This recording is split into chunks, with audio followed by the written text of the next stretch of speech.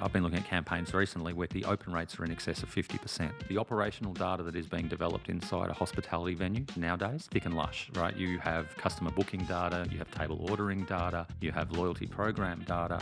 Put those automations in place. Winning a customer back that used to come often but hasn't come for a while, right? Let an automation do that for you. Hello and welcome back to another episode of Good Gravy, brought to you by Busboy, a show where we sit down with hospitality experts and extract actionable advice that you can apply to your venue. My name is Taylor and I'm your host. Now, it's likely that as a venue owner, you're sitting on a treasure trove of untapped data. Data from your booking platform, your POS, your loyalty program, or your online ordering platform. Now, what if you could use this data to not only incentivize more visitors, but also help build your online reputation, all while taking advantage of automations? So a lot of it is hands-free. Today, we're joined by Brett Hogarth from Impact Data. Impact Data helps hospitality venues drive their customers back on premise with a data-driven approach. They allow venues to send effective and measurable campaigns via both email and SMS. Now, they have offices in both Australia and the UK. They service clients in more than 12 countries and help deliver millions of emails and text messages each month. Today with Brett, we discuss the advantage that direct marketing has over Facebook and Instagram, the common mistakes that venues make with email marketing and how you can avoid them, and also the one channel that has close to a 100% open rate. If you have any questions or feedback about this episode, simply send me an email at hello@goodgravy.show, and please make sure to subscribe to the podcast on your favorite podcast app. G'day, Brett, and welcome to the show. Morning. Today we're going to jump into how venue owners can best use email marketing to market their venue. Before we start, can you just give me a quick overview of what you do and the solution that Impact Data provides? Yeah, sure. Impact Data provides a digital marketing platform called TalkBox, which is a customer database, email and SMS marketing platform. And we also provide services around delivering marketing automations and data integrations. Let's pretend I'm a venue owner. Yep. I've got my website, I've got Facebook, I've got Instagram, maybe I have TikTok, and now you're telling me I also need email marketing. I'd say you need that straight away. So then what are the advantages of email marketing versus those other social channels? The email and SMS marketing that you can access by having your own customer database is your channel. When you go into social media and you run accounts, you're running it on somebody else's platform, and that's great. They bring you audience, but this is your audience. This is your channel that you get to build so that you can speak directly to them anytime you like, cheaply, easily. I think a lot of people are under the assumption that they own that audience on Facebook and Instagram, but you see time and time again, Facebook changing the algorithm, your account reaches less people, and there's perhaps a good case or a good example that happened back in, I think it was 2021, where the Australian government wanted Facebook to pay to be able to publish news articles on their platform. Obviously, that's not great for Facebook, and in response, they banned publishers from posting to Facebook. So all of a sudden, all these publishers like Broadsheet, Time Out, Urban List couldn't publish it all on Facebook. And instead, we're trying to get their email list to grow. Yeah, exactly. And also people jump from platform to platform. You know, younger people now probably are on Facebook less, maybe even Instagram less, migrating to TikTok.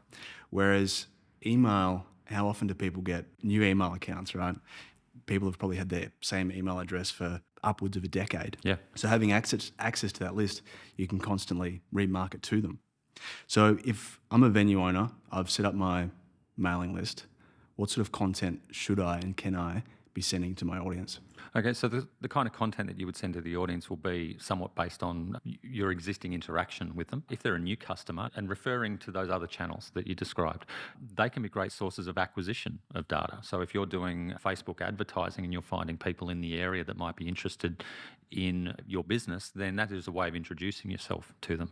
But as soon as they interact with your business and you've collected some data on them, then they become your channel to market to directly. So as you called out before, and absolutely, those social media channels, yeah, you are beholden to their algorithms and what they decide and how often they want to serve up information. So you might be getting a very small view rate from the total number of people that are following you. Again, I keep talking about your channel, but your channel is exactly that. So the thing that you would send to a new customer is welcoming them to visiting you for the first time. You might send them something about coming back because you haven't seen them for a while, but previously that they were regular. Then you could also do your special events marketing. So we've got Father's Day coming up, with Christmas events, those sorts of obvious things, but new menu items, new staff that are with the business now. So it's about telling stories also and building engagement with customers so that they are becoming more closely bonded to you.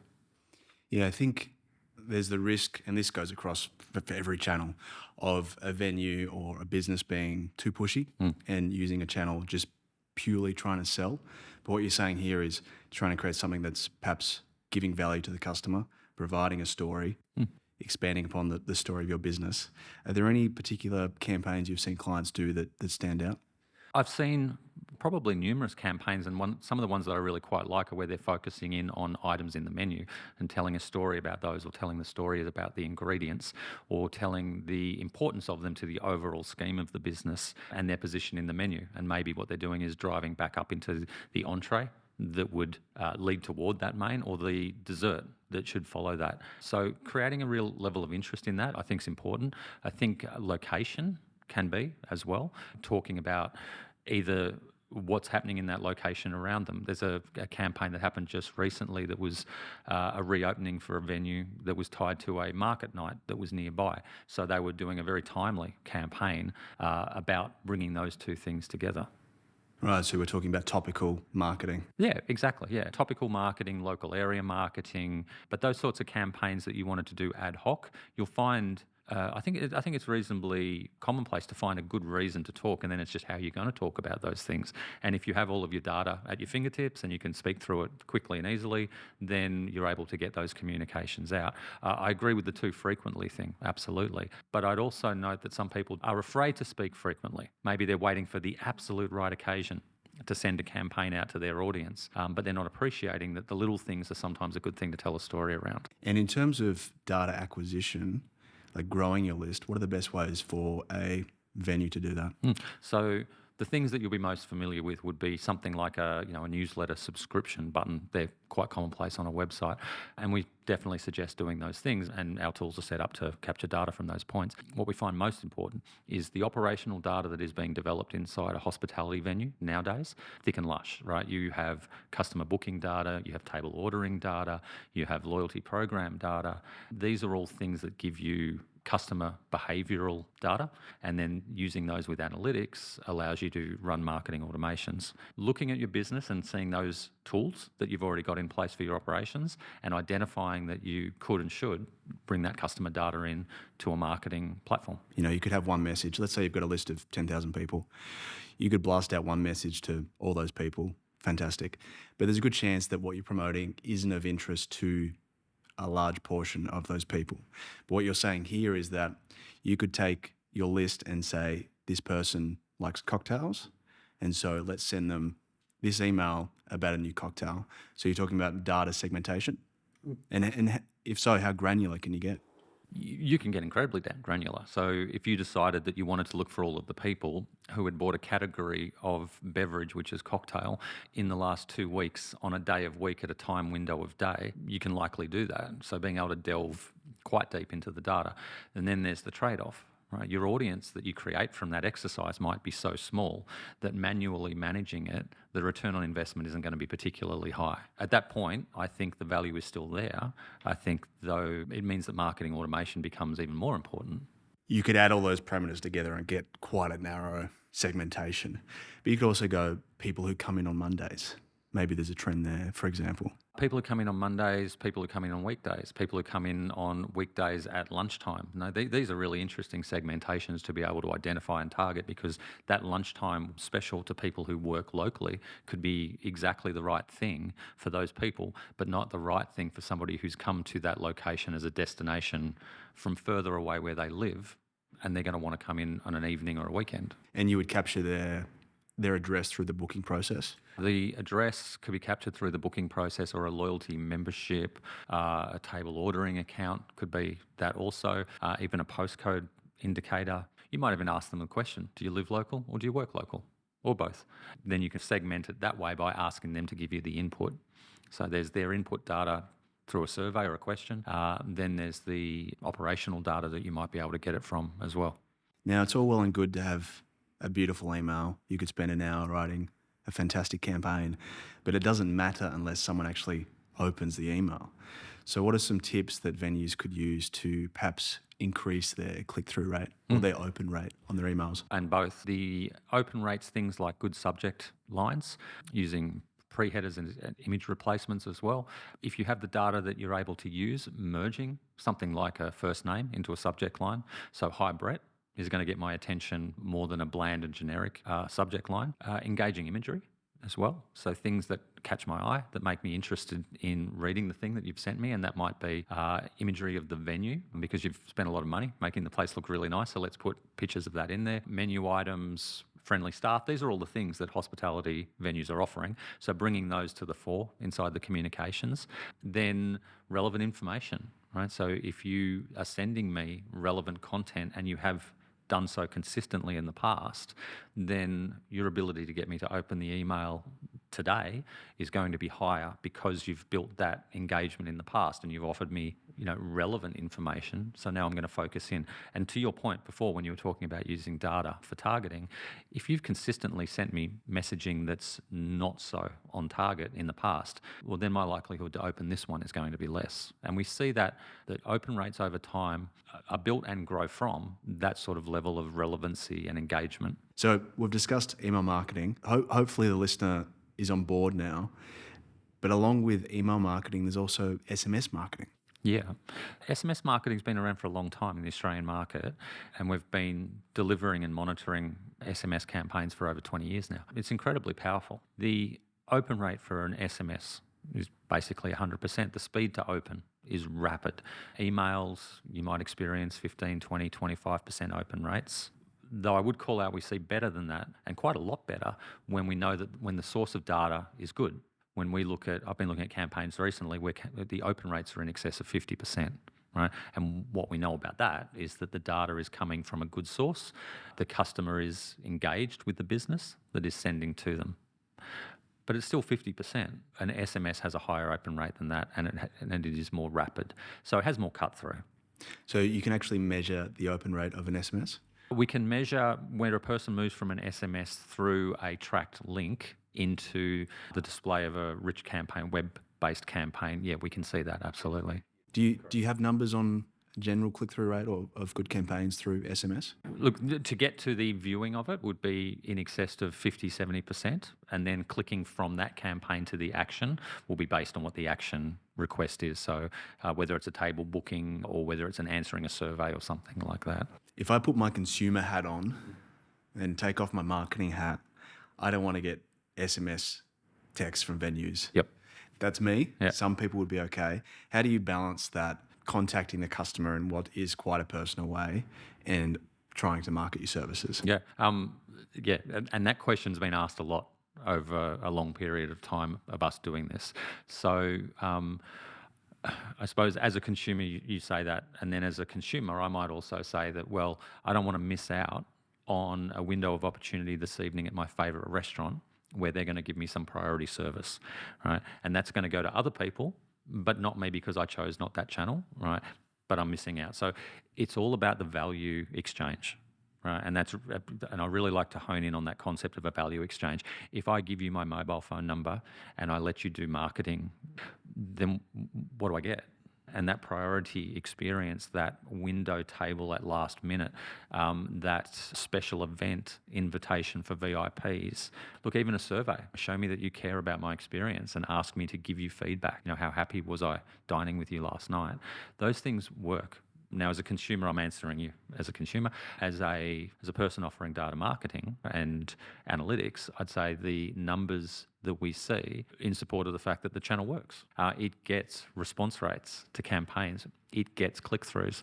Where we include campaigns and vouchers with a value offer, it gets redemptions. We also would see it in the opt-outs. If the audience is engaged with, let's say, your venue, and you send a campaign out via SMS, then if we saw a really large opt-out rate, we'd understand that people didn't want that channel. But that's not what we see. No, I think you're spot on. And now that I think about it, there are perhaps a few venues that I would happily get texts from. And what you said about providing value, obviously we've touched on that earlier, but it can be wrapped, it's all about how you present it. Is it just a mailing list, which people are on lists for numerous businesses, but if you wrap it in something that people actually want to be part of, as you said, like a VIP list or, an insiders group, if you wrap it like that, I imagine it becomes much more appealing, and the consumer feels like they've got that special relationship with the venue. And when it comes to common mistakes that you see venues make, are there any that stand out? There is a couple, and there's things that we see often, and there's things we coach people toward. A thing that a lot of businesses don't appreciate is the value of the data they have at their fingertips because they're developing it through those operational tools. A table booking system, a table ordering system, a loyalty system, point of sale system. Not harnessing those is a big mistake. Right? They're sitting on a channel that is undeveloped and unrealized because they haven't compiled it and set up campaigns that run around it. I'd say the first one, most easily stated, is collect and use the data that you've got. Take advantage of it, leverage it. Utilizing automations where the data is rich and where it can be analysed and you can build customer segmentation out of it. Put those automations in place. Winning a customer back that used to come often but hasn't come for a while. Right? Let an automation do that for you because as an individual, that's an individual behaviour. The automation is really powerful and the automation gives them high value, but it also requires them to trust that the campaigns are going to go out and the campaign's going to do the things that they want. That's another part of it, I would say, is getting the data, make use of it, and then letting the automations do a fair bit of the work for you. And I'd also say that something that we've seen over a really long period of time, in my experience with our customers, feel comfortable to speak. They've come to your restaurant, they've come to your venue, you've walked up to them and spoken to them, introduced yourself to them, fed them, said goodbye to them. Now, feel comfortable speaking to that audience because some people do get nervous about that. What do I say? What if they don't like what I say? Right? They'll like what you say. Just send them good information. They're waiting to hear from you. Perhaps if venues are hesitant to utilise email marketing, perhaps a good entry point would just be sending out a thank you email. So after customers come through, thank them, ask for a review, and then leave it at that. At least that's a step into the world of email marketing. It's another touch point with that customer, and then you're also going to get some, hopefully, most likely, positive reviews from that as well. And the customers that you're going to speak to are on mailing lists for other businesses of things that are way less interesting than the thing that you offer. So they might be on a retailer's list. They might be on receiving campaigns about white goods or whatever. And you're offering them a brilliant experience and nice food and high service. You've got good things to say. Feel free to talk to that audience. Right? And then if you're concerned that they're not happy with what you're saying, the data's in there for you to read. Look at the opt-out rates, look at the engagement rates. When you're seeing 50% open rates on emails and you're seeing very low opt-out rates, well, then you know that the audience liked what you had to say. So if I'm a venue and I've not been using email marketing, but I've got a list of a couple of thousand people, in terms of privacy concerns, am I right to start emailing them straight away, or should I have requested some sort of permission when they signed up or booked? If through the course of you developing the data, you've identified that those people would like to receive or will permit marketing communications. So it would be something in a privacy policy? Yeah, exactly, or terms and conditions, or a tick here because I want to receive promotions in the future. Those sorts of things, the customer indicating to you that they're happy to hear from you down those channels. Right. So it'd be a case of when I've got my booking platform, there's usually a privacy policy in there that states that by making a booking, we receive your email, which allows us to email to you, and you have the option to opt out at any point. Exactly, yeah. So we've talked a lot about automations, cross-data communication. You've got a product called TalkBox that It specializes in helping hospitality venues communicate with their audience. Can you give me a quick overview of maybe the core features or the core benefits? Yeah. So the core benefit is it's an email and SMS channel digital marketing platform. In its basic description, what Impact Data specialises in is integration and analytics that connect TalkBox to those business systems that we were talking about. Wanting to leverage your table booking data, your POS loyalty data, etc., all those customer data points that you've got available to you, the integration, the analytics of, and then the marketing automations can all be run out of TalkBox. And what we deliver to a customer is a package that is built around the sources of data that your venue's got, the marketing automations that you want to drive customer behaviours, such as welcoming a new customer, getting a second visit, creating a loyal customer, retrieving a late customer, capturing customer feedback. We pre-build those automations, deliver them. We have graphic design services that build templates for those things as well. When we deliver an implementation, when we deliver an account to a user, everything's ready to go so that they can switch on those things and start getting the benefit of marketing automations immediately. Yeah, because let's say you're doing those thank you emails we discussed earlier, after every service, if you want it to be within 12 hours of the customer coming to your restaurant, you have to export that, then bring it into your mailing platform and then send it out. And if maybe you've got a marketing manager to do that, but if you're doing it yourself, it's really quite a waste of time, you being the hospitality owner. Yeah. But with your integration, I come to your restaurant, I dine, and then automatically my customer information is then fed into TalkBox, and that email gets sent out at, I assume, the parameter at which you define. Maybe it's 12 hours, 24 hours, and then I receive that email asking me to place a review. Correct. And then the other part of it that's really important is that all of those behaviours that you've exhibited at the venue over a period of time, a couple of years, are being analysed on our side to see what is your frequency of visit, what are your preferred service times, what are your preferred categories of menu, those sorts of things. Having that large view and building it daily and then creating an analytical process across the top is paramount, really, to being able to execute highly relevant automated marketing campaigns. Yeah, the data drives it. Us facilitating that's our business. So when it comes to a successful campaign, you could measure open rates, you could measure click-through rates, but having integration with other hospo apps could perhaps provide you with better insights. Your traditional metrics of success for digital marketing, your audience delivery, your time of opens, your open rates, your click-throughs, all standard. What we want to bring to venues is full transparency as to the effect of a campaign. And where we've got access to data from business operations systems, we can see that an audience of many or an audience of one received a campaign, performed the action, such as made a booking, that the amount of people that were booked for was covers number. The amount of money that was developed was total transactional value. And now what we're really being able to see is the dollars generated from a campaign.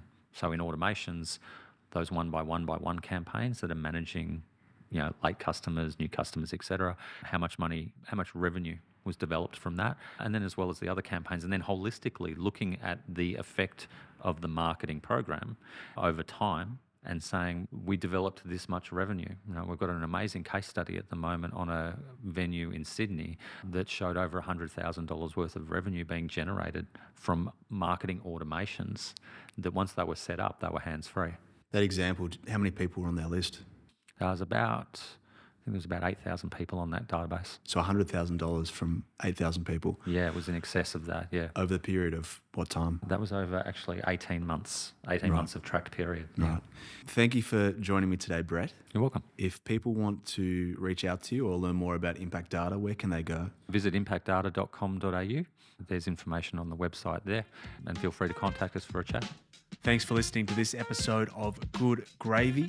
If you have any questions or feedback, feel free to shoot me an email at hello@goodgravy.show, and make sure to subscribe in your favourite podcast app.